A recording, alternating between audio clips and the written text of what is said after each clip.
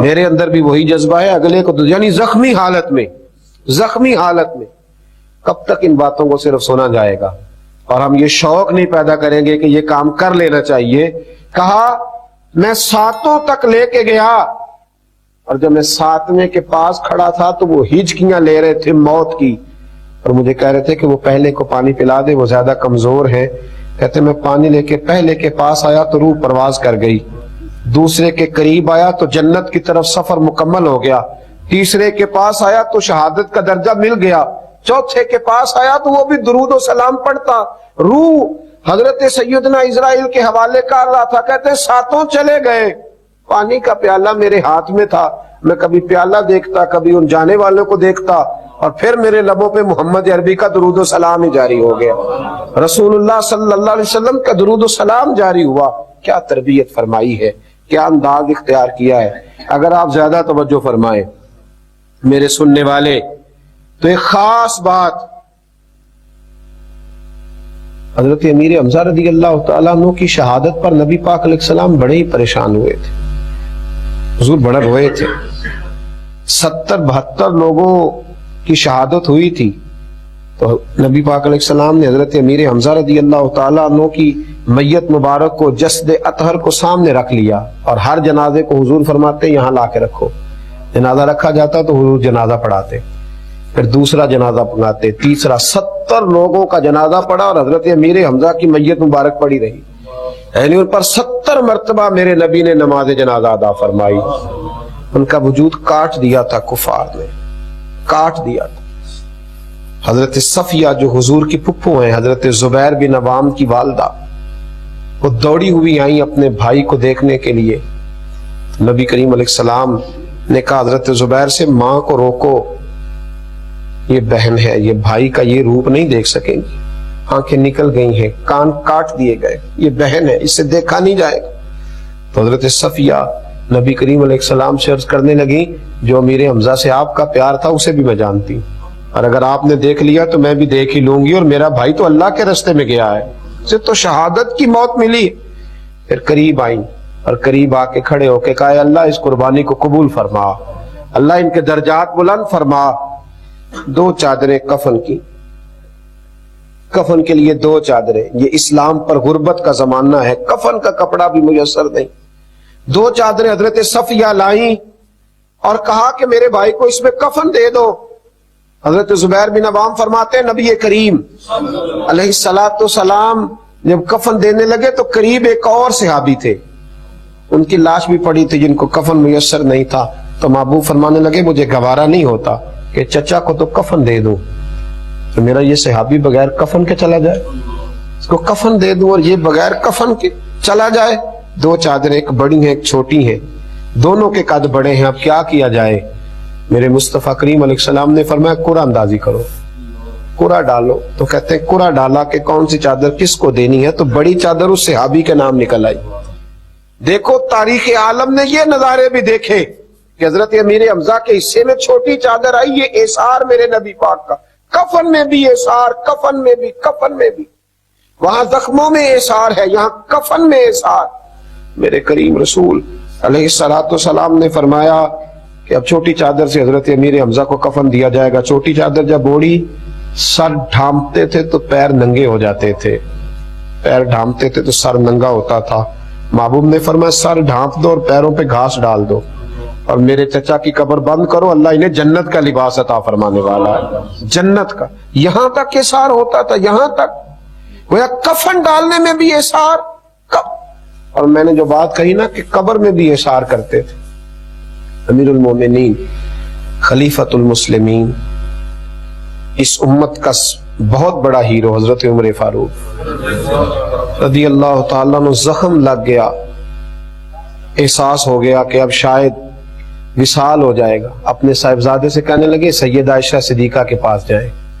گنبد خضرا میں 3 قبروں کی جگہ ہے، ایک میں حضور کی تدفین ہوئی، ایک میں حضرت ابو بکر ہے، ایک جگہ باقی ہے سیدہ عائشہ صدیقہ نے جگہ اپنے لیے رکھی ہوئی. کتنی بڑی جگہ ہے جو گنبد خضرا میں موجود ہے. تو حضرت عمر کے صاحبزادے گئے، جا کے کہا اماں جی ابا جی کا آخری وقت ہے، اگر آپ اجازت دیں تو حضور کے گنبد میں دفن ہونا چاہتے ہیں. جناب عائشہ رو پڑی، کہنے لگی کوئی قبر کا احسار تو نہیں نہ کرتا، اور قبر کی وہ جگہ جو گنبد خضرا میں ہو، جہاں نبی کریم علیہ السلام کے جلوے ہوں، لیکن عمر سے کہنا تم نے اسلام کی بڑی خدمت کی ہے، میں قبر کی جگہ کی بھی قربانی دیتی ہوں، میں احسار کرتی ہوں، میں دیتی ہوں وہ جگہ۔ تو میرے بھائی، انہوں نے روزی روٹی میں صرف احسار نہیں کیا، انہوں نے تو زخموں کی حالت میں بھی احسار کیا، کفن کے کپڑوں میں بھی احسار ہوتا رہا، قبر کی جگہوں پر بھی احسار ہوتا رہا۔ احسار اتنی بڑی نیکی ہے جو آپ کو بڑے بلند اخلاق تک پہنچائے گی، جو آپ کا روحانی قد اونچا کرے گی۔ قرآن مجید نے بڑے خوبصورت الفاظ کے ساتھ صحابہ کی تعریف فرمائی، فرمایا وَيُؤْثِرُونَ عَلَىٰ أَنفُسِهِمْ، وہ اپنی ذات پر دوسروں کو ترجیح دیتے ہیں۔ کب؟ وَلَوْ كَانَ بِهِمْ خَصَاصَةٌ، جب انہیں اس چیز کی بڑی شدید حاجت بھی ہو، انہیں خود بڑی شدید حاجت ہوتی ہے، ضرورت ہوتی ہے، پر وہ اپنے بھائی کو ترجیح دیتے ہیں۔ صحیح مسلم شریف میں اس آیہ کریمہ کا شان نزول ہے، میرے نبی کریم علیہ السلام کے کاشانہ نور پہ ایک بڑا ہی نصیبوں والا مہمان آ گیا۔ اس کے لب و لہجے میں اور اس کے آنے میں محسوس یہ ہوتا تھا کہ بھوکا ہے، کھانا چاہتا ہے۔ حضور علیہ السلام فوراً ازواج مطہرات کے گھروں میں یہ پیغام دیا کہ کچھ کھانے کو ہے تو بھیجا جائے۔ دو جہاں کے شاہ ہیں پر پاس کچھ رکھتے نہیں، دو جہاں کی نعمتیں ہیں ان کے خالی ہاتھ میں۔ جواب یہ آیا کہ یا رسول اللہ صلی اللہ علیہ وسلم، وہ جو آپ کا فقر اختیاری ہے نا، اس کے سبب سے کئی دنوں میں گھر میں کھانا نہیں پکا۔ محبوب دو عالم صلی اللہ علیہ وسلم نے صحابہ کے اجتماع پہ نظر ڈالتے ہوئے فرمایا، کون ہے جو میرے مہمان کو لے جائے اور اسے کھانا کھلائے؟ کیا لذت والے جملے ہیں کہ مہمان میرا ہے اور کوئی لے جائے اور اسے کھانا کھلائے۔ حضرت ابو طلحہ رضی اللہ تعالیٰ عنہ، مزے کی بات یہ ہے کہ وہ زیادہ مالدار آدمی نہیں تھے، غریب آدمی تھے۔ بڑی مزیدار ہوتی ہے وہ سخاوت، جو سخاوت نہیں ہوتی قربانی ہوتی ہے، جو سخاوت نہیں ہوتی احسار ہوتا ہے، جو دوسرے کو ترجیح دی جاتی ہے۔ اس طرح کے لوگ بڑی مزیدار زندگی گزارتے ہیں۔ میں کہا کرتا ہوں کہ احسار بہت اعلیٰ اخلاق کا نام۔ حضرت ابو طلحہ رضی اللہ تعالیٰ عنہ نے فوراً عرض کی، یا رسول اللہ صلی اللہ علیہ وسلم، اگر یہ خدمت میرے نصیب میں آئے نا تو اپنے آپ کو بڑا ہی خوش قسمت سمجھوں گا کہ آپ کا مہمان ہو اور کھانا میں کھلاؤں۔ حضرت ابو طلحہ رضی اللہ تعالیٰ عنہ مہمان کو ساتھ لے کر کے نا تو گھر گئے، بیوی سے پوچھا کھانا ایک مہمان کے لیے چاہیے؟ اس نے کہا تھوڑا سا ہے جو بچوں کے لیے اور آپ کے لیے۔ تو بیوی بھی جناب ابو طلحہ کی تھی نا، خاوند کا مزاج سمجھتی تھی، تو حضرت ابو طلحہ نے فوراً کہا کہ بچوں کو بہلا کر سلا دو، اور میں اور تم بھی کسی طریقے سے رات گزار لیں گے، پر یہ مہمان مصطفیٰ کریم کے، یہ مصطفیٰ کریم کے مہمان ہیں، نبی کریم کے مہمان ہیں، مانگیں گے مانگے جائیں گے، منہ مانگی پائیں گے۔ میری سرکار میں نہ لا ہے نہ حاجت اگر کی ہے، پر میں یہ حضور کے مہمان ہیں، ان کو دینا ہے، کھلانا ہے۔ بچوں کو، پھر غور کرنا بات پر، بچوں کو، انسان اپنی بھوک برداشت کرتا ہے پر اپنے بچوں کی بھوک اس سے برداشت نہیں ہوتی۔ بچوں کو بہلا کرنا، سلا دیا، اور جب بچے سو گئے تو میرے نبی کریم صلی اللہ تعالی علیہ وسلم کے اس صحابی نے اپنی بیوی کو بھی بات سمجھائی۔ تب اس رنگ یہ ہے کہ خاتون نے نا کھانا دسترخوان پہ چنا، اور پھر ترتیب اس طرح کی دونوں میاں بیوی نے بنائی کہ تم اس طرح کرنا، کسی طریقے سے چراغ بند کر دینا، کیونکہ کھانا تو ایک آدمی پیٹ بھر کے بمشکل کھا سکے گا، چراغ کو بند کرنا، چشم تصور میں بات لائیے گا، اور مہمان کے ساتھ بیٹھ کر کھانا بھی سنت ہے۔ کھانا چن دیا گیا۔ حضرت ابو طلحہ رضی اللہ تعالیٰ عنہ کی زوجہ اٹھیں اور کسی کام کے بہانے چراغ کو بجھا دیا۔ دونوں میاں بیوی ہاتھ ہلاتے رہے۔ یہ باتیں ہم کر لیتے ہیں، سن لیتے ہیں، کبھی ان کا ذائقہ تو لیا کریں، اس کی ذرا لذت تو محسوس کریں کہ بچے بھوکے سلا دیے، خود دسترخوان پہ بیٹھے، ہاتھ بھی ہل رہے ہیں، منہ بھی ہل رہا ہے۔ لوگ اداکاریاں کرتے ہیں لوگوں کو اپنا بنانے کے لیے، اداکاریاں کرتے ہیں، اور یہاں یہ لوگ کیا کر رہے ہیں؟ یہ رسول اللہ کو راضی کرنے کے لیے آگے ہیں، نبی کریم کو راضی کرنے کے، اور اپنی بھوک دیکھیں نا، لوگ رو کے کہتے ہیں پیسہ ہوتا ہے تو رو کے کہتے ہیں میرے پاس نہیں ہے، میرے پاس نہیں ہے، میں کچھ نہیں دے سکتا، اور ان کے پاس نہیں ہے پھر بھی کہہ رہے ہیں کہ لے لو، ہم تو دینا چاہ رہے ہیں، خود بھوکے سو لیں گے۔ میرے نبی کریم علیہ السلام کے غلام نے مہمان کو پیٹ بھر کے کھانا کھلایا، اور جب آپ اخلاص والا معاملہ کرتے ہیں نا، احسار والا معاملہ کرتے ہیں، تو پھر آپ کو دنیا سے ڈگری لینے کی ضرورت نہیں پڑتی۔ پھر وہ کمزور آدمی ہے جو یہ سوچتا ہے کہ مجھے لوگوں سے تھوڑی ڈگری لینی چاہیے، لوگ میری تعریف کریں کہ میں بڑا سخی ہوں۔ حضرت ابو طلحہ فرماتے ہیں رات مہمان کو کھانا کھلایا، سو گئے، صبح نماز کے وقت مرتب ترتیب کے ساتھ میں اٹھا، لیکن جب مسجد نبوی صلی اللہ علیہ وسلم نے پہلا قدم رکھا تو مجھے بتانا نہیں پڑا۔ نبی کریم علیہ السلام نے فرمایا ابو طلحہ، تیرا اور تیری بیوی کا رات والا عمل خدا کو بھی بڑا پسند آیا ہے، اور محمد مصطفیٰ کو بھی بڑا ہی پسند آیا صلی اللہ علیہ وسلم، بڑا پسند آیا ہے عمل رات۔ فرمایا اللہ نے قرآن نازل کر دیا، رب فرماتا ہے وَيُبْصِرُونَ عَلَىٰ أَنفُسِهِمْ وَلَوْ كَانَ بِهِمْ خَصَاصَةٌ، فرمایا وہ لوگ اپنی ذات پر دوسروں کو ترجیح دیتے چاہے انہیں شدید حاجت ہی کیوں نہ ہو۔ شدید دیکھیں نا، مزہ بھی اسی چیز کا ہے، اگر کچھ تھوڑا سا سائڈ سے نکال کے آپ کسی کو دے بھی دیں تو یہ کمال تھوڑا ہے۔ میرے پاس پڑے ہوئے تھے 50,000 تو میں نے 2,000 خرچ کر دیے تو یہ کمال تھوڑا ہے۔ میرے پاس چند چیزیں پڑی ہوئی تھی تو ایک مجھے پسند تھی، ایک ناپسند تھی، تو چلے یہ کون سا میں پہنتا ہوں کسی کو دے دی تو یہ کوئی کمال ہے؟ اللہ تو فرماتا ہے لن تنالوا البر حتی تنفقوا مما تحبون۔ اگر کسی نیکی تک پہنچنا ہے نا، دیکھیے فرمایا اگر نیکی تک پہنچنا ہے تو پھر سنو، تم ہرگز نیکی تک نہیں پہنچ سکتے جب تک اپنی پیاری چیز راہ خدا میں خرچ نہ کرو۔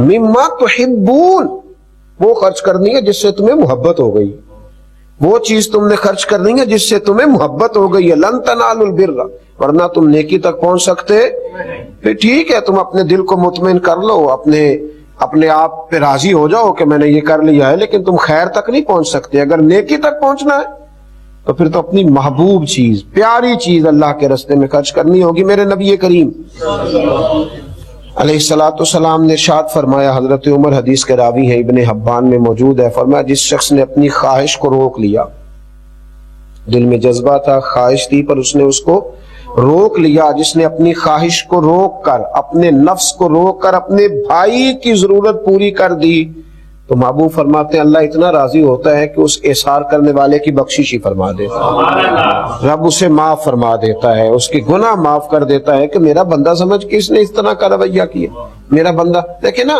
خواہشات کہاں نہیں ہوتی،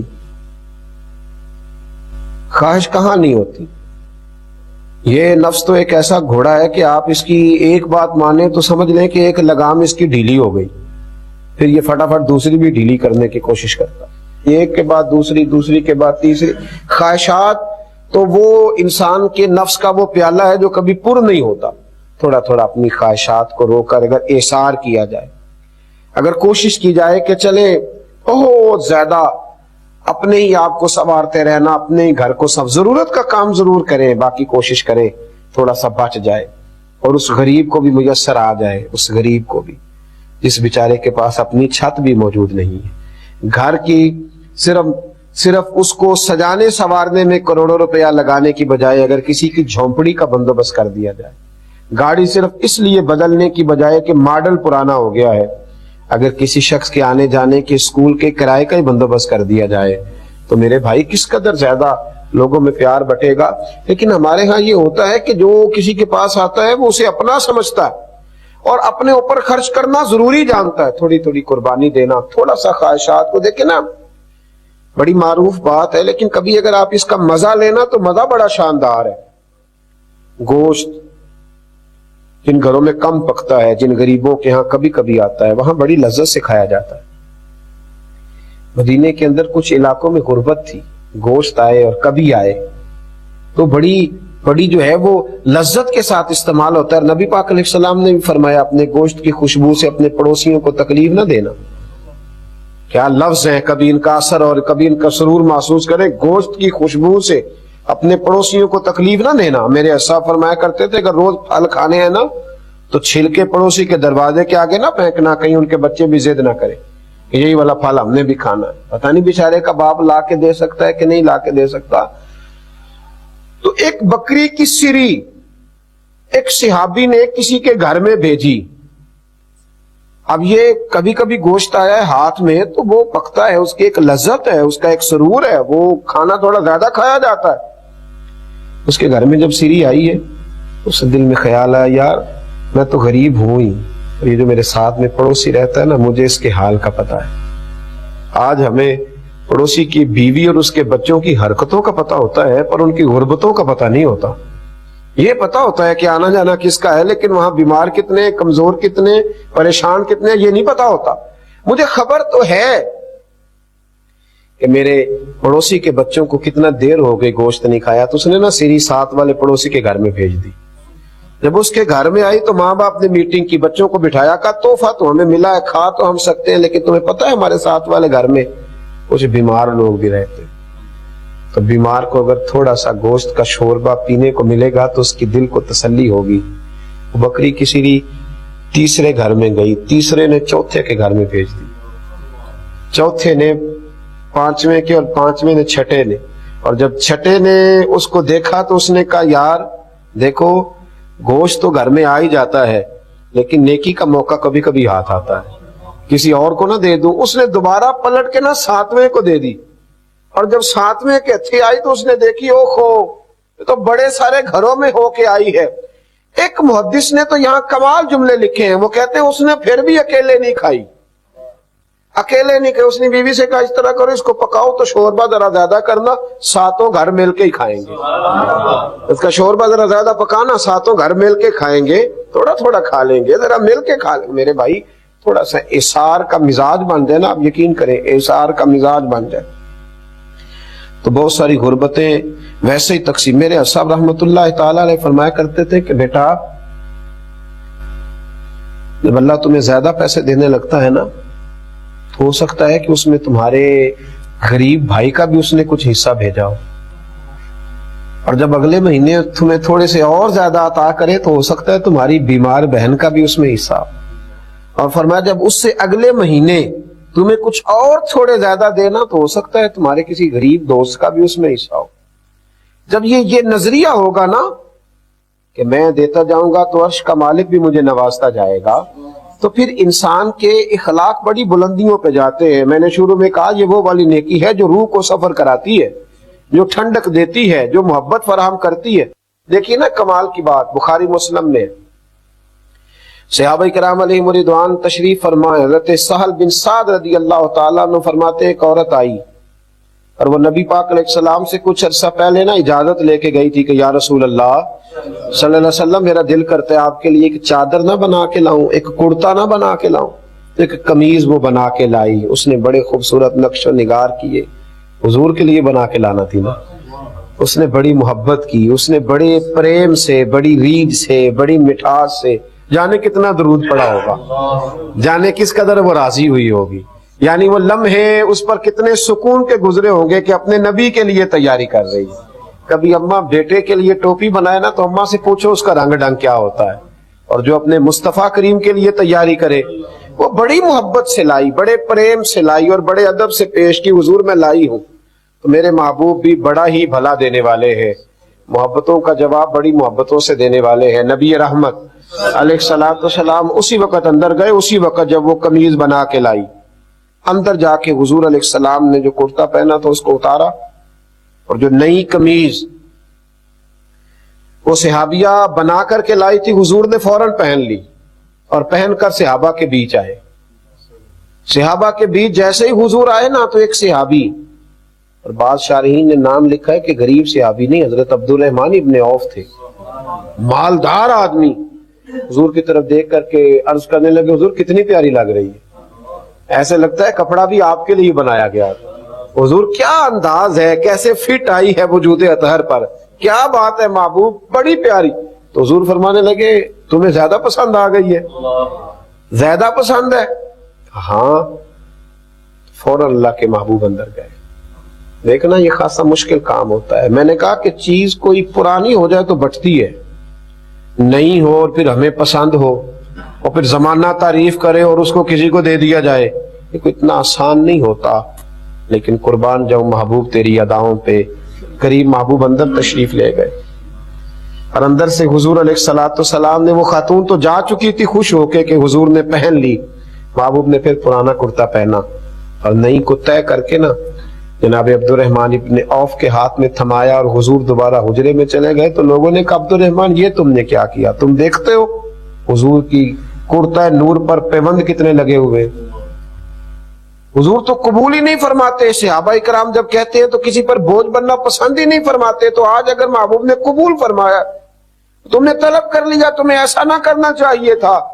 जनाब अब्दुर्रहमान ने भी जो जवाब दिया वो भी बड़ा कमाल है, रो पड़े, फरमाने लगे तुम्हारा क्या ख्याल है, पहनने के लिए ली है, ये तो हुजूर के वजूद से लग गई है। अब मरते वक्त घर वालों को वसीयत करूंगा कि इसमें मुझे कफन दे दिया जाए।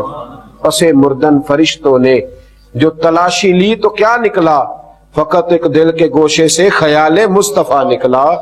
मैं तो वसीयत करूंगा कि मुझे इसमें कफन दिया जाए। भाइयों, इसार का जब जज्बा पैदा होता है, इसार का जब शौक पैदा होता है, तो फिर ये तवज्जो लग जाती है। ये वो काम है जो आपके दिल को बड़ा करार अता करता है, जो तबीयत को बड़ा ठंडा।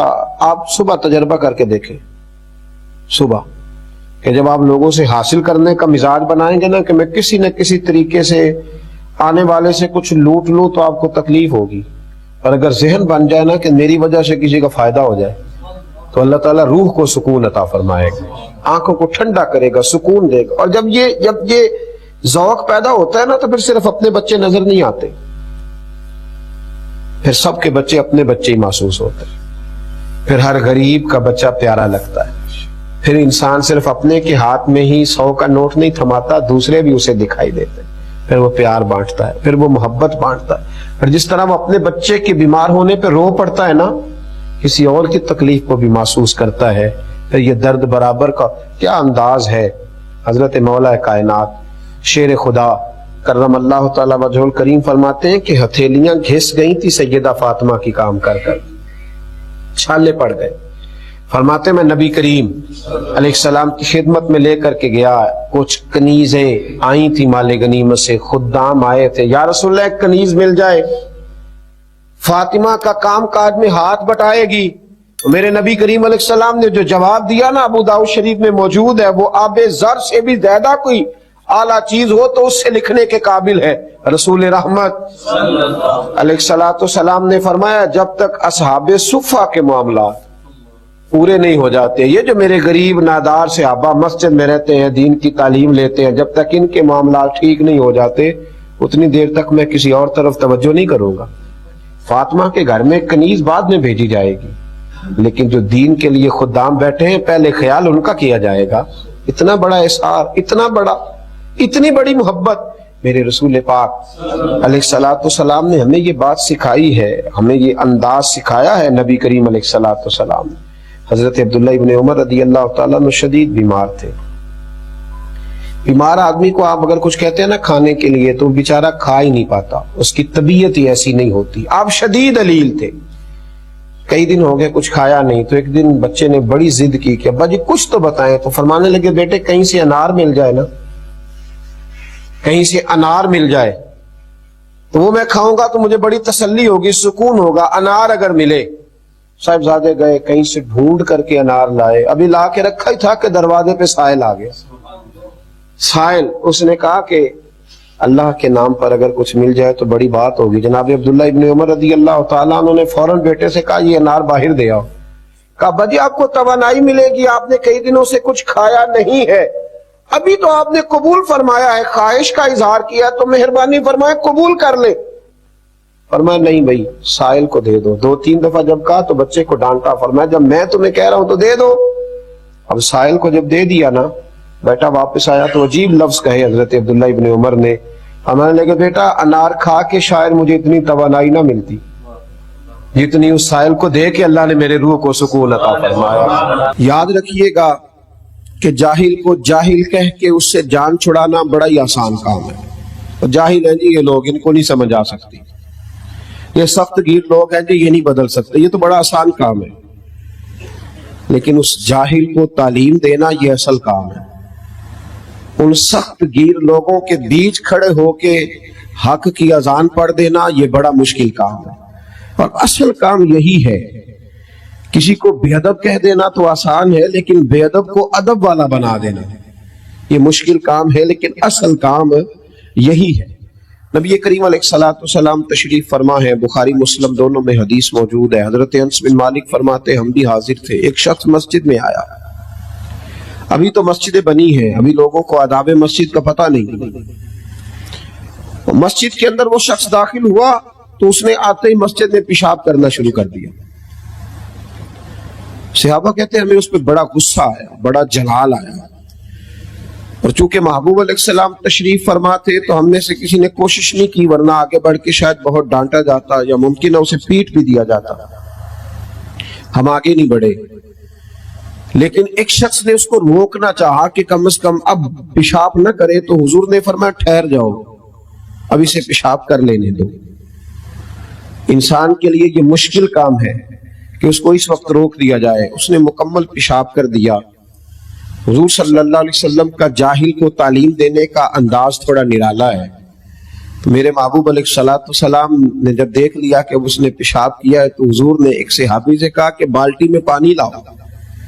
تو پانی لائے تو حضور نے فرمایا یہاں بہا دو، مسجد پاک ہو جائے گی. وہاں بہا دیا گیا. اب وہ شخص بڑا سخت شرمندہ ہے. میری طرف توجہ فرمائیں بات پر. اب وہ شرمندہ ہے سامنے دیکھیں نا، مسجدوں میں بیچارے کسی کا موبائل بچ جاتا ہے نا تو انسان بھول بھی تو جاتا ہے نا. تو اگر اس کا موبائل غلطی سے بھی کسی کی بیل ہو گئی تو پھر جو اس کا حال ہوتا ہے، جو اس کا. رمضان المبارک سے پہلے جو جمعہ آیا تو مجھے ایک صاحب نے پرچی تھمائی، ایک نوجوان نے.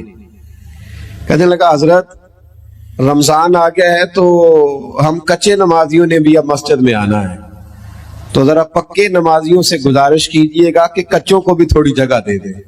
یہ ہمیں گھورتے ہیں، کہتے ہیں آ گئے ہیں مہینے بھر کے نمازی. تو گھورے نہیں آپ، جو آیا ہے ذرا اسے آنے دیں، ذرا اسے قریب کریں، اسے ذرا موقع دیں. آیا ہے نا، آئے گا تو انشاءاللہ بنے گا. حضور صلی اللہ علیہ وسلم نے پانی بہا دیا. پھر اس بدو کا ہاتھ پکڑ کے فرمایا کہ یہ مسجدیں پیشاب کے لیے نہیں ہے، یہ غلاظت کے لیے نہیں ہے، یہ پاک جگہ ہے، یہاں سجدہ کیا جاتا ہے.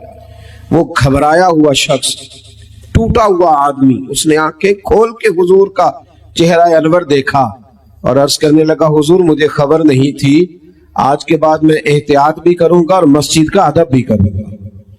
تھوڑا سا زمین پہ چل کے، زمین پہ چلنے والوں کے دکھوں کو سمجھنا چاہیے. نیچے اتر کر جو آدمی ہوا میں وقت گزارتا ہو اور زمین پر چلنے والوں کے بارے میں تبصرہ کرتا ہو، اس کے لیے ذرا مشکل ہو جاتا ہے. زمین پہ اتر کر لوگوں کی تربیت کا ماحول بنانا، ایسے لوگوں کے ساتھ جو بالکل دور ہیں انہیں قریب لانے کی کوشش کرنا، ان پر تھوڑی سی محنت کرنا، تھوڑی سی ان پر جد و جہد کرنا. اور مجموع کا اور اجتماعات کا شوق تو آج ہوا ہے نا. میرے نبی کریم علیہ السلام کے سامنے ایک شخص بھی بیٹھ کر دین کی بات پوچھتا تھا تو حضور اسی طرح بتاتے تھے جس طرح ہزاروں کے مجمع میں بیان کیا جاتا ہے. اور حضور نے ایک ایک شخص سے، صحابہ کہتے ہیں بعض اوقات ایک شخص آتا، وہ بات پوچھتا، چلا جاتا، پھر کچھ دنوں کے بعد آتا، پھر دوبارہ وہی بات پوچھتا تو حضور اسے اسی طرح بتاتے. پھر وہ کچھ دنوں کے بعد آتا. ہو سکتا ہے مجھ سے پوچھے تو میں ماں بدولت ناراض ہو جائے کہ تجھے کل ہی تو بتایا تھا. ہو سکتا ہے وہ دوبارہ پوچھے تو میں کہوں کہ بھائی میں تیرے لیے فارغ نہیں ہوں، مجھے اور بھی کچھ کام ہے. لیکن جتنی دفعہ کوئی آیا، جب آیا اور جو اس نے پوچھا میرے محبوب نے جھولی بھر کے عطا فرمایا. حضور صلی اللہ تعالی علیہ وسلم کا یہ رویہ تھا. ہمارے ہاں بھی لوگ خیرات لینے آتے ہیں تو بہت بڑا بھی جو سخی ہوتا ہے نا رمضان میں، اس کے دروازے پہ آ کے صبح 9 بجے غریب بیٹھتے ہیں زکوٰۃ دینے آئے. میرا یہ خیال تھا کہ آج آپ مجھے لائیو ہی سنتے، موبائل کی آنکھ سے نہ ہی دیکھتے. یہ میری خواہش تھی. ان کو کبھی کبھی چھوڑنا بھی چاہیے نا جی، اتنا فرض تھوڑی ہو گیا ہے، اس کو کبھی چھوڑنا بھی چاہیے، اس کو چھوڑیں.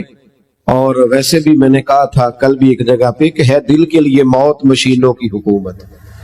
احساس مروت کو کچلتے ہیں آلات. تھوڑی دیر ہم سے یاری لگائے نا آپ لوگ اور مسکرائیں تھوڑا سا. خوش ہو کے بات سنے, اللہ آپ کو اجر عطا فرمائے. اس کو سنبھال کے رکھا کریں, گم بھی ہو جاتا ہے کئی دفعہ. اللہ تعالیٰ آپ کو جزا عطا فرمائے. میری بات پہ غور فرمائے میرے بھائی. سید عالم صلی اللہ تعالیٰ علیہ وآلہ وسلم, حضور صلی اللہ تعالیٰ علیہ وسلم, ہم سے بھی لوگ مانگنے آتے ہیں نا بھائی. صبح 9 بجے بیچارے غریب لوگ آ جاتے ہیں رمضان میں سیٹھ صاحب کے دروازے پہ, تو پھر جب وہ کہتے ہیں نا زکوٰۃ لینے والی عورتیں آئی ہیں 9 بجے کی بیٹھی ہیں, تو 12 بجے سیٹھ صاحب اٹھتے ہیں. پھر اندر سے پیغام آتا ہے کہ ٹوتھ پیسٹ کر رہے ہیں, ابھی آتے ہیں. پھر تھوڑی دیر کے بعد خبر ملتی ہے کہ وہ 2-3 اخباریں بھی پڑھیں گے, چونکہ سارا دن ملکی حالات پہ تبصرہ بھی تو کرنا ہے نا. پھر تھوڑی دیر کے بعد خبر آتی ہے کہ وہ جو ملازم ان کا بریڈ لایا تھا وہ ٹھنڈا تھا, اب تازہ لینے گئے. باہر غریب لینے آیا ہے, اور جو لینے آیا ہے اتنا ہی ہمارے لیے کافی نہیں کہ رب کریم نے کسی کو ہمارے دروازے تک بھیج دیا ہے, یہ بہت کافی نہیں تھا. اور اس کے باوجود بھی جب وہ باہر آتے ہیں تو پھر وہ کہتے ہیں تم لوگ تو سونے بھی نہیں دیتے, خیرات لینے آئے ہو کہ جان لینے آئے. پھر بھی اور پھر لوگوں کو چیک کیا جاتا ہے, تم وہی تو نہیں ہو جو صبح بھی آئی تھی, تم وہی تو نہیں ہو. امام شافعی سے کسی نے کہا تھا, امام شافعی سے, کہ حضور میرا بھی دینے کو دل کرتا ہے پر مستحق بندہ نہیں ملتا, تلاش کرتا ہوں کوئی ایسا ملے تو دوں. تو آپ مسکرائے. تو اس نے کہا حضور مسکرائے کیوں ہیں؟ تو آپ فرمانے لگے تو بتا, جو اللہ نے تجھے دیا ہے تو اس کا مستحق تھا؟ مجھے تو بھی مستحق نہیں لگتا. 50,000 پکڑ کر کسی بہت بڑے عالم کو جا کر لوگ کہہ دیتے ہیں بہت دفعہ, عالم کہ یہ پیسے میں نے لگانے ہیں, مجھے بتائیے کہ مسجد میں ادارے میں کون سا کام ہونے والا ہے. یعنی اس عالم کو, شیخ کو بھی اتنا دیانتدار نہیں سمجھا جاتا کہ وہ 50,000 کہیں کھا نہ جائے. جب یہ رویے قوموں کے ہوتے ہیں تو پھر کیسے تربیت ہوتی ہے. میرے مصطفیٰ کریم کا بھی انداز دیکھیں, یہ بخاری ہے, یہ مسلم ہے. حضرت انس بن مالک فرماتے ہیں کہ حضور علیہ السلام نے نا سرخ دھاری دار چادر لی اور حضور نے کندھے پہ رکھی. سرخ دھاری دار چادر نجران سے آیا کرتی تھی تو ذرا سخت ہوتی تھی, کچھ کپڑے سخت ہوتے ہیں نا. فرماتے حضور گزر رہے تھے تو ایک آدمی آیا بھکاری, اس نے حضور کی چادر کو پکڑا پیچھے سے. اسے طریقہ نہیں آتا نا ابھی مانگنے کا, چادر کو پکڑ کے نا یوں کھینچا حضور کی توجہ کرانے کے لیے, جیسے کوئی بچہ کسی وقت پیچھے سے پکڑ کے دامن کھینچتا ہے, کھینچا. تو حضرت انس بن مالک فرماتے ہیں کہ اس زور سے اس نے کھینچا کہ حضور کی گردن پر میں نے نشان پڑا ہوا دیکھا, نازک وجود اثر, نشان پڑ گیا. تو حضور نے جب پلٹ کر اس کی طرف دیکھا تو وہ کہنے لگا اے محمد صلی اللہ علیہ وسلم, میں کچھ مانگنے آیا ہوں, مجھے کچھ دیجئے. میرا تو دروازہ بھکاری زور سے بجا دیتا تو میں اسے ڈانٹ دیتا. یہ کوئی طریقہ ہے؟ خیرات لینے آئے ہو, قرضہ لینے آئے ہو؟ لیکن جب اس نے کہا نا حضور کچھ دیجئے, تو حدیث کے لفظ یہ ہیں فَالْتَفَتَ إِلَيْهِ فَضَحِكَ. حضرت انس کہتے ہیں قربان جاؤں, محبوب نے جب اس کی طرف دیکھا تو حضور نے مسکرانا شروع کر دیا. یہ بڑا مشکل کام ہے کہ کوئی گلے میں چادر ڈال کے کھینچے اور انسان مسکرائے. لیکن بریلی کا امام فرماتے ہیں جس کے گچھے سے لچھیں جڑے نور کے, ان ستاروں کی نزہت پہ لاکھوں سلام, ان کے خطبے کی ہیبت پہ بے حد درود, اور ان کی باتوں کی لذت پہ لاکھوں سلام, اور جس کی تسکین سے روتے ہوئے ہنس پڑے, جس کی تسکین سے روتے ہوئے کہتے ہیں حضور ہلکا سا تسکین کرتے تھے, پورا مسکراتے بھی نہیں تھے, تو رونے والا ہنسنا شروع کر دیتا تھا. تب یہاں ایک سوال پیدا ہوتا تھا کہ وہ تسکین تو پھر حضور کبھی کبھی کرتے ہوں گے نا, یعنی وہ موج تو کبھی کبھی آتی ہوگی. تو اعلیٰ حضرت نے اگلے مصرعے میں اس کا جواب دے دیا, فرمانے لگے ایسا نہیں تھا کہ پھر لوگوں کو انتظار کرنا پڑتا تھا کہ حضور مسکرائیں گے تو روتے ہوئے ہنسیں گے. فرمایا نہیں, جس کی تسکین سے روتے ہوئے ہنس پڑے اس تبسم کی عادت پہ لاکھوں سلام. اس مسکراہٹ کے لیے انتظار نہیں کرنا پڑتا, بلکہ یہ تو ہر وقت بہتی رہتی ہے, یہ تو حضور کی عادت ہے. اس تبسم کی عادت پہ لاکھوں سلام. فَالْتَفَتَ إِلَيْهِ فَضَحِكَ, حضور نے توجہ فرمائی تو مسکرائے. اس نے گلے میں چادر ڈال کے کھینچا ہے تو نبی پاک علیہ السلام نے فرمایا 2 پہاڑیوں کے درمیان جتنی بکریاں کھڑی ہیں ساری ہی اسے دے دو, ساری. اب وہ شخص حضور کی تعریف کرنے لگا، اب اس نے حضور سے ادب سیکھا۔ ہم لوگ جب تھوڑا سا کسی کو سکھانے کا موڈ بنائیں، ہمارے ہاں سکھانے کا موڈ نہیں ہے، ہمارے ہاں تو آدمی کو بے ادب قرار دے دیا جاتا ہے۔ ہم کسی شخص کی تربیت نہیں کرتے بلکہ اس کو کہتے ہیں تجھے پتا نہیں ہے چلنا کیسے تھا، آنا کیسے تھا، بیٹھنا کیسے تھا۔ بھئی آپ پہلے سکھا لیں، تعلیم دے لیں، اس کو پہلے آپ باخبر کریں، اس کے بعد اگر کبھی جھڑکنا ہو اپنے شاگرد کو، بیٹے کو، سلسلہ طریقت میں آنے والے کو آپ تنبیہ کر سکتے ہیں، لیکن لوگوں کو اس رویے کے ساتھ۔ بڑی خوبصورت حدیث لکھی ہے قاضی اجاز رحمت اللہ تعالی علیہ نے شفا شریف میں، بڑی خوبصورت۔ فرماتے ہیں کہ ایک بدو نا حضور کی بارگاہ میں کچھ لینے آ گیا، خیرات لینے آیا، رات کا وقت تھا تو حضور صلی اللہ علیہ وسلم نے کچھ عطا کیا۔ جب حضور نے کچھ دیا نا تو اس نے بڑی سخت بات کی، بڑی سخت بات کی۔ حضور نے کچھ دیا تو کہنے لگا کہ یا رسول اللہ صلی اللہ علیہ وسلم میں نے تو بڑی تعریف سنی تھی، معاذ اللہ ثم معاذ اللہ نقل کفر کفر نہ باشد، کہنے لگا میں نے تو بڑی تعریف سنی تھی، آپ نے تو کچھ بھی نہیں دیا۔ حالانکہ حضور تو جس کو ایک قطرہ عطا کرے اس کی تو نسلوں کی بھوک بھی ختم ہو جاتی ہے، لیکن دیہاتی تھا نا، ان پڑھ ہے، ابھی بدو ہے، آداب نہیں جانتا، میں نے تو بڑی تعریف سنی تھی، تو یہ آپ کیا دے رہے ہیں، یہ آپ نے کیا کیا؟ حضرت عمر فاروق رضی اللہ تعالیٰ عنہ موجود تھے تو جناب عمر نے تلوار پر ہاتھ رکھا، اس بے ادب کو قتل کریں گے۔ حضور نے فرمایا عمر ٹھہر جا، جلدی نہ کر۔ حضرت عمر فاروق رضی اللہ تعالیٰ عنہ کہتے حکم پا کے میں ٹھہر گیا تو حضور نے اس بدو کا دامن پکڑا، حضور گھر لے گئے۔ گھر لے جا کے حضور نے اسے کچھ اور دیا، فرمایا آپ کیا خیال ہے؟ کہنے لگا تھوڑا اور مل جائے تو اچھا ہے۔ حضور نے تھوڑا اور دیا، پھر اور دیا، پھر اور دیا، اب تنگی داماں پہ نہ جا، اور بھی کچھ مانگ۔ جب حضور نے بڑا نوازا نا، کہنے لگا یا رسول اللہ بس کریں، اب تو مجھ سے اٹھایا بھی نہیں جائے گا، اب نہیں اٹھایا جا۔ اور ایک روایت یوں بھی ہے کہ وہ مسلمان بھی نہیں تھا، حضور اٹھایا نہیں جائے گا، بس کریں۔ حضور نے فرمایا اب تیرا میرے بارے میں کیا خیال ہے؟ تو عرض کرنے لگا یا رسول اللہ میں نے تیز آندھی، اتنی طوفان اتنا تیز چلتا نہیں دیکھا جتنی آپ کی سخاوت تیز چلتے ہوئے دیکھی ہے۔ حضور نے فرمایا مسجد میں تم نے میرے صحابہ کے سامنے جو کہا نا اس سے ان کے دل ٹوٹ گئے، یہ لفظ اگر تم مسجد میں جا کے بیان کرو گے نا تو ان کے دل جوڑ جائیں گے۔ اب اس فکرے کو سمجھیے گا، جب اس نے کہا کہ حضور نے کم دیا تو دل ٹوٹے، دل ٹوٹے، یعنی محبوب امت کو یہ درس دے رہے ہیں کہ جب تم نے کہا نا نہیں دیتے تو امت کا دل ٹوٹتا ہے، اور جب تم کہتے ہو نا حضور بڑا دیتے ہیں تو دلوں میں خوشی داخل ہوتی ہے۔ کون دیتا ہے دینے کو منہ چاہیے، دینے والا ہے سچا ہمارا۔ نبی کریم صلی اللہ تعالی علیہ وسلم اسے مسجد میں لائے، خاص غور فرمائیے، مسجد میں لا کر کے حضور علیہ السلام نے فرمایا وہی بات کرو، اب کہو کیا کہتے ہو؟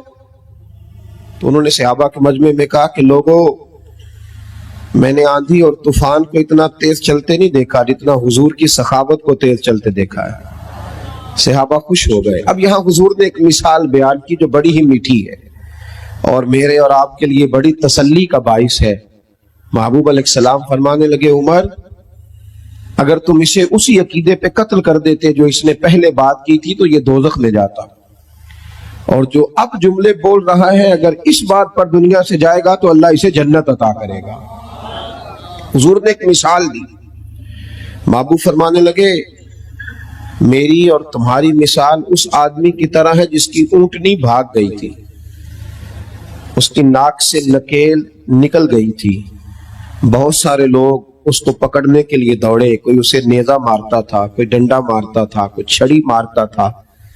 اونٹنی کو جیسے جیسے لوگ پکڑنے کے لیے بھاگتے تھے وہ بدکتی تھی، آگے جاتی تھی، حتیٰ کہ وہ لہو لہان ہو گئی، تھک گئی، پریشان ہو گئی۔ محبوب فرمانے لگے پھر اچانک اس کا اپنا مالک آ گیا، اس اونٹنی کا اپنا مالک آیا اور لوگوں سے کہنے لگا پیچھے ہٹو، یہ تم نے میری اونٹنی کا کیا حال کیا؟ اس نے تھوڑا سا چارہ زمین سے اٹھایا اور جیسے ہی اونٹنی کو دکھایا وہ دوڑتی ہوئی آئی، دوڑتی ہوئی مالک کے پاس آئی، उस शख्स ने उसकी पुश्त पर हाथ फेरा बगैर किसी की मदद के। खास गौर करें बात पर, खास तवज्जो करें, बगैर किसी की मदद के ऊंटनी की नाक में नकेल डाली और फिर लोगों से कहने लगा, तुमने बड़ा जुल्म किया, मेरी ऊंटनी को तंग किया, ऊंटनी मेरी है तो संभालने का तरीका भी मुझे ही आता है।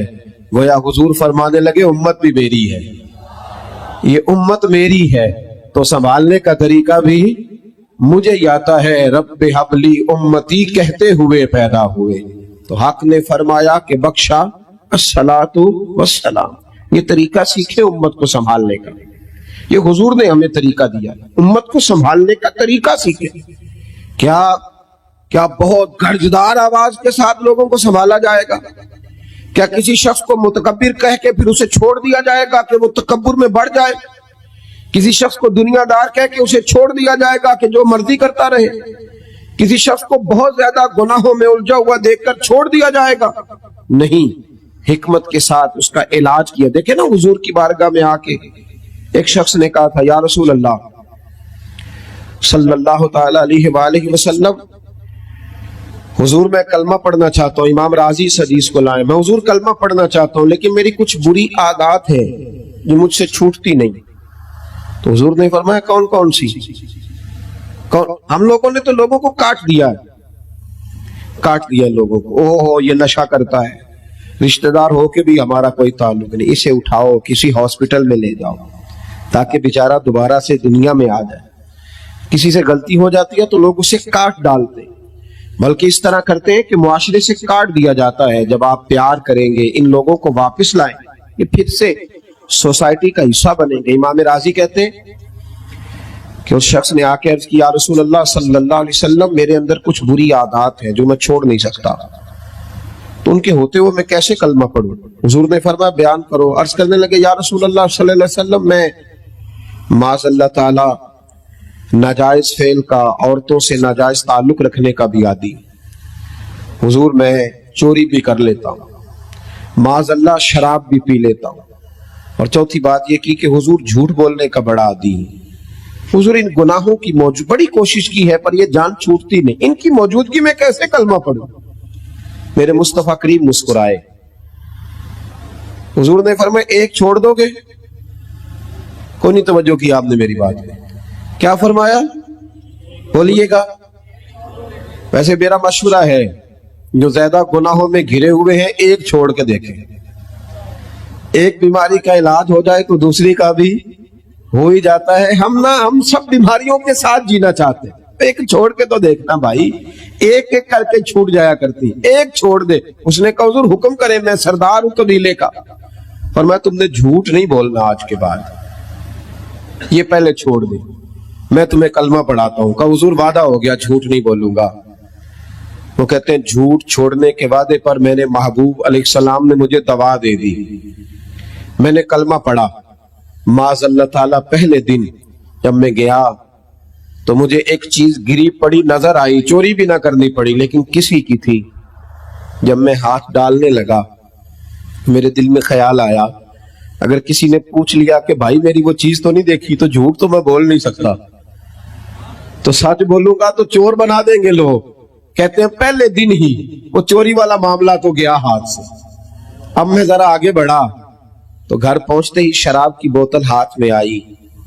फरमाते हैं, दिल में ख्याल आया कि शराब पी के बाहर निकलूंगा, किसी सहाबी ने जिनका मैं पीर भाई हो गया हूं, अगर मुझसे शराब की बदबू सूंघ के पूछा कि तुमने शराब पी है, शराब पी है, तो झूठ तो बोल नहीं सकता, तो सच बोलूंगा तो क्या सोचेंगे कि हुजूर का गुलाम हो के ये काम करता है। फरमाते, रात हुई तो एक खातून के पास गया, माज़अल्लाह सुम्मा माज़अल्लाह, मुंह काला करने को। भाइयों सुनना, कहते हैं जब मैं उसके करीब पहुंचा, हम कलाम हुआ, तो वो कहने लगी, सुना है तूने कलमा पढ़ लिया है, सुना है तू मुसलमान। भाई तुझसे लोग पूछते तो है ना कि बता तू किसका शागिर्द है, लोग कहते तो है ना कि तू फलां का मुरीद भी बनता है, और ये तेरा रवैया है, तू इतने बड़े बाप का बेटा है और ये तेरा अंदाज है। लोग पूछते तो है ना कि इतने शानों वाले नबी का कलमा पढ़ते हो और ये तर्ज जिंदगी अपनाया हुआ है, दुनिया के सबसे बेहतरीन मजहब के मानने वाले हो और ये अंदाज़े फिक्र है। रसूल रहमत सल्लल्लाहु अलैहि वसल्लम के वो गुलाम फरमाते कि उसने पूछा कलमा पढ़ गया, मैंने सुना। फरमाते दिल में ख्याल आया कि झूठ बोल नहीं सकता और सच बोलूंगा तो क्या हाल होगा। फरमाते वहां से भी वापिस आ गया, एक ही दिन गुजरा था, एक ही गुनाह हुजूर ने छड़वाया था और मेरे सारे छूट गए। फरमाते अगले दिन मैं मस्जिद नबवी में हाजिर हुआ तो सब लोग बातें पूछ रहे थे, मैं दूर बैठ के महबूब के बस चेहरे की जियारत करता जा रहा था, मैं बस चेहरा ही देखता जा रहा था, मैं देखता ही जा रहा था, मैं देखता ही जा रहा था और मेरा दिल नहीं भर रहा था। हजरत सिद्दीक अकबर कहने लगे क्या देख रहे हो? तो मैंने कहा इस हिकमतों वाले रसूल को देख रहा हूं। बात एक बताते हैं, दुनिया भी बन जाती है, आखिरत भी संवर जाती है। हिकमतों वाले महबूब को देख रहा हूं। भाई थोड़ी दानाई से, थोड़ी हुजूर के एक देहाती से आप भी थे, देहाती गरीब आदमी, क्या आपको पता है अब तो गरीब से गरीब भी दोस्ती नहीं करता।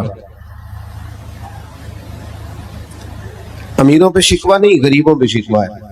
गरीब भी गरीब से दोस्ती, वो भी किसी बड़े के साथ ही तस्वीर बनवाना पसंद करता है। गरीब कब चाहता है कि मैं थोड़ा सा माहौल को देखूं? तो वो बेचारे देहाती थे, गरीब थे, सब लोग हुजूर की बारगाह में तोहफे लाते थे, कुछ नहीं ला सकते थे। फिर उनको एक तरकीब सूझी। इमाम जुरकानी ने लिखा है कि वो ना मदीने के बाजारों से उधार चीजें खरीदते, खजूरें लाते, कुछ चीज लाते, तो हुजूर की बारगाह में पेश करके कहते या रसूलल्लाह ये सदका नहीं तोहफा है। हुजूर खाते भी, सहाबा में बांटते भी। जब खा लेते तो अर्ज करते हुजूर वो दुकानदार के पैसे भी देने हैं। तो महबूब फरमाते मैंने तुम्हें कहा था लाओ। कहीं या रसूलल्लाह खाया तो है ना आपने? तो हुजूर फरमाते क्यों लाए? अर्ज की हुजूर सब लाते हैं तो मेरा भी दिल करता है, गरीब हूं, ताकत नहीं रखता, तो हुजूर पैसे देने हैं। तो महबूब किसी सहाबी के जिम्मे लगाते, जा करके वहां पैसे दे दिए जाते। थोड़ा गौर करना, थोड़ा समझना, इस तरतीब से भी लोगों को डील करना, इस अंदाज में भी उनसे प्यार करना। इस एक सहाबी थे, बात को समेटता हूं, एक सहाबी थे हजरत अब्दुल्ला मुज़नी रदी अल्लाह ताला, कबीला मुज़्म के रहने वाले थे। दास्तान उनकी ये थी कि अभी बचपन था कि उनके अब्बा का इंतकाल हो गया, बूढ़ी अम्मा ने पाला था और वालदा ने दूसरा निकाह भी नहीं किया। हजरत अब्दुल्ला कहते हैं हम अपने चचा के साथ वक्त गुजारते रहे, चचा ने पाला पोसा बड़ा किया। जब वो जवान हुए तो अल्लाह ने मेहरबानी फरमाई और वो मुसलमान हो गए। फरमाते मेरा चचा इस्लाम का बड़ा सख्त दुश्मन था, तो माज़अल्लाह मदीने का हुजूर अलैहिस्सलाम का नाम भी सुनना गवारा न करता था। फरमाते शदीद तकलीफ थी और मैं था कि मेरा रोज मदीने जाने को दिल करता था, हुजूर के करीब जाने को दिल करता। मेरी अम्मा, मेरी वालदा मेरे हाल से वाकिफ थी। मैं अक्सर जब घर में रोता तो मेरी अम्मा कहती कि बेटा मैं तेरा दर्द जानती हूँ, लेकिन तेरा चचा बड़ा दुश्मन है और उसने ही तुझे पाला पोसा है। आप फरमाते मैं शदीद तकलीफ में रहता। जो लोग तकलीफ में रह के हुजूर से मोहब्बत करते उनके रंग भी बड़े अनोखे, बड़े निराले। जो शहजादे बन के आए और शहजादे बन के वक्त गुजारे, उनका तो माहौल ही और है। ये कभी कोई उससे मिले जिसने ये दर्द सहा हो, उसने कहा था इश्क एक ढोंग है, तो मैंने कहा तुझे इश्क हो खुदा करे, फिर कोई तुझे उससे जुदा करे और तू उसे तस्बीहों पे पड़ा करे, फिर तू गली गली फिरा करे, तू उसी का नाम जपा करे, फिर मैं कहूं कि इश्क एक ढोंग है और तू नहीं नहीं कहा करे। फरमाते जब मैं बेहाल हो गया ना एक दिन तो हद हो गई, चचा के सामने खड़ा हो गया जाकर। मैंने कहा अब मैं नहीं रह सकता, मुझे मदीने जाना है, अब नहीं रहूंगा। तो कहते चचा तो गुस्से में बिफर गया, कहने लगा तुझे पता है तेरे पास जो कुछ है सारा मेरा दिया हुआ है। फरमाते मैंने कहा कि मुझे पता था तू यही कहेगा, मैं हर चीज रख आया हूं, सारा कुछ ले ले। कहते चचा कहने लगा कि घर भी मेरा है, पैसे भी। तो मैंने कहा चचा सब छोड़ दिया, जेबें भी उसने वहीं खाली करा ली। यूं भी लोग मदीने जाया करते थे, यूं भी लोग मदीने जाते थे। اب تو بھئی انداز ہی اور ہو گیا نا لوگوں کا مدینے جانے کا. یوں بھی لوگ مدینے جاتے تھے. فرماتے ہیں ہر چیز جب دے دی تو وہ کہنے لگا یہ جو کپڑے تو نے پہنے یہ بھی میں نے لے کے دیے تھے. حضرت عبداللہ فرماتے ہیں یہ رنگ بھی مجھ پہ آیا کہ میں نے وہ کپڑے بھی اتار کے رکھ دیے. اندھیری رات میں خالی وجود کے ساتھ میں ماں کے پاس پہنچا. میں نے کہا اماں ایک دن پہلے بھی میں بغیر کپڑوں کے پیدا ہوا تھا, تو نے کپڑے دیے تھے. جب یہ حال ہوتا ہے تو پھر انسان اماں کے پاس ہی جاتا ہے. اماں پھر سے کپڑوں کی ضرورت ہے. فرماتے ہیں روتی ہوئی ماں نے 2 عورتوں والے کپڑے دیے, وہ لے کے میں مدینے آیا. میں بڑی قسم پرسی میں آیا تھا, میں بڑا سادہ تھا, لیکن فرماتے ہیں مدینہ منورہ میں مجھے لگتا تھا سب سے زیادہ عزت میرے رسول نے مجھے ہی عطا فرما دی. فرماتے میرا بڑا احساس ہونے لگا, وہ سارے دکھ مجھے بھولنے لگے. حضرت عبداللہ رضی اللہ تعالیٰ عنہ فرماتے ایک رات حضور نے منع فرمایا کہ جب کوئی نماز پڑھ رہا ہو, تلاوت کر رہا ہو, سویا ہو تو اونچا ذکر نہیں کرنا, کسی کو تکلیف نہ ہو. فرماتے میں ایک دن محبت میں اونچا ذکر کرنے لگا تو حضرت عمر فاروق نے ڈانٹ دیا. فرمایا تمہیں نہیں پتا حضور نے منع فرمایا؟ فرماتے میں خاموش ہو گیا اور دل میں خیال تھا کہ حضور کو نہیں بتانا چونکہ میری غلطی ہے, نہیں مجھے کرنا چاہیے تھا. لیکن پیارے محبوب جب منبر پہ بیٹھے حضور کا چہرہ دیکھا تو میرے آنسو خود ہی نکل گئے. حضور تشریف لائے, سینے سے لگایا, میں کھل کے رویا. حضور علیہ السلام نے فرمایا کیا ہوا؟ عرض کی حضور بس ذرا لاڈلا ہو گیا ہوں نا مدینے میں, ورنہ ہوا تو کچھ بھی نہیں, آپ ہی نے منع کیا ہے تو مجھ سے وہ غلطی ہوئی تو عمر نے ڈانٹ دیا. حضور نے فرمایا بلاؤ نا ذرا عمر کو, بلاؤ ذرا. تو جناب عمر فاروق حاضر ہوئے تو حضور نے فرمایا سب کو ڈانٹا کر میرے عبداللہ کو کچھ نہیں کہنا, یہ بھول بھی جائے تو کچھ نہیں کہنا, اس لیے کہ میرے لیے بڑی تکلیف برداشت کر کے یہاں تک پہنچا ہے, بڑی تکلیف برداشت کر کے. صحابہ فرماتے ہیں یہ عبداللہ بڑی شان والے تھے, ان کا وصال بھی حضور کے ہاتھوں میں ہوا. اور فرماتے ہیں جب جنازہ اٹھا تو رنگ ہی انوکھا تھا, اتنا ہم نے حضور کو کم آنسو بہاتے دیکھا جتنا حضور اس دن روئے. اور فرماتے مدینے میں رواج تھا کہ جو اپنے ہوتے تھے وہ قبر میں لحد میں اتارا کرتے تھے, لحد میں عشق رخ شاہ کا داغ لے کے چلے, اندھیری رات سنی تھی چراغ لے کے چلے, اپنے اتارا کرتے تھے. لیکن ان کا تو اپنا تھا ہی کوئی نہیں مدینے میں, کون لحد میں اتارے گا؟ حضرت ابو بکر صدیق اترے, حضرت سیدنا عمر فاروق اترے کہ ہم قبر میں اتارتے ہیں. لیکن ہم نے غریبوں کے ساتھ, ان لوگوں کے ساتھ حضور کی محبت کا یہ نرالا انداز دیکھا. محبوب نے فرمایا تم نکل آؤ. حضور کون اترے گا؟ فرمایا تم نکلو قبر سے. فرماتے یہ دونوں نکل آئے تو مصطفیٰ کریم خود قبر میں اتر گئے اور حضور نے اپنے دونوں ہاتھوں پہ انہیں رکھا. اور پھر حضور نے جب انہیں لحد میں اتارا, حضرت بیدم شاہ وارسی سے کسی نے کہا تھا کہ جب قبر میں جاؤ گے تو کیا ہوگا؟ حضرت بیدم شاہ وارسی کہتے ہیں کہ میں جب قبر میں جاؤں گا نا تو فرشتے ٹٹولیں گے کہ کیا لے کے آیا. انہیں کچھ بھی نہیں ملے گا میرے مرنے کے بعد, اگر کچھ ملے گا تو میرے مصطفیٰ کی محبت کا داغ ملے گا. حضرت فرمانے لگے پسے مردن فرشتوں نے جو تلاشی لی تو کیا نکلا؟ تھا ہی کچھ نہیں. کیا نکلنا تھا؟ تھا ہی کچھ نہیں. نافرمانی ہی نافرمانی تھی, جرم ہی جرم تھا, خطا ہی خطا تھی, کیا نکلنا تھا؟ فرماتے پسے مردن یعنی مرنے کے بعد فرشتوں نے جو تلاشی لی تو کیا نکلا؟ فقط ایک دل کے گوشے سے خیال مصطفیٰ نکلا. بس حضور کا ایک خیال نکل آیا, اس کے علاوہ تھا ہی کچھ نہیں, تو کیا نکلنا تھا؟ حضرت عبداللہ رضی اللہ تعالیٰ عنہ کو محبوب نے لحد میں اتارا تو صحابہ کہتے ہیں ان کے مقدر پہ رشک آ رہا تھا. بھائی تھوڑا تھوڑا تھوڑا تھوڑا حکمت اختیار کریں. ہمارے تو اپنے بوڑھے ماں باپ ہمارے سخت رویوں سے پریشان ہو جاتے ہیں. کتنا کمزور ہے وہ شخص جس کی اماں اور ابا بھی کہتے ہیں کہ ہم بیٹے سے بات کرتے ہوئے ڈرتے ہیں کہ نہ جانے کس لب و لہجے میں بات کرے گا, کس